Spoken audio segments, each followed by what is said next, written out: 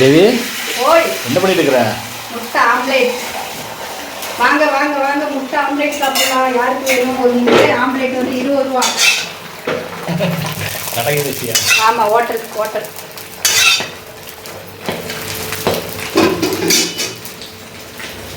வணக்கம் மக்களே. இன்னைக்கு நம்ம வீட்டில் என்ன சாப்பாடுனா தக்காளி சாப்பாடு தான். முட்டை ஆம்லேட் வர வெளியிட்டு வாங்க, தக்காளி சாப்பாடு பார்க்கலாம். சூப்பரான ஒரு தக்காளி சாப்பாடு, சுட சுட இருக்குது.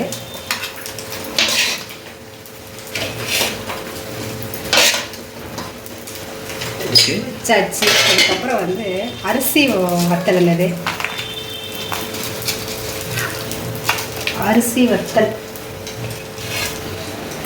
இது வந்து எப்படின்னா, குக்கரில் தக்காளி சாப்பாடு வச்சு சாப்பிட்றது அது ஒரு டிஃப்ரெண்ட்டான ஒரு டேஸ்ட்டு கொடுக்கும். இது சாப்பாடை வடித்து அதுக்கப்புறம் இஞ்சி பூண்டு எல்லாமே அரைச்சி போட்டு கடாயில் நல்லா வணக்கி விட்டு அதுக்கப்புறம் தக்காளி சாப்பாடு செய்து அது ஒரு டேஸ்ட்டாக இருக்கும். இது ஒரு டேஸ்ட்டு, அது ஒரு டேஸ்ட்டு.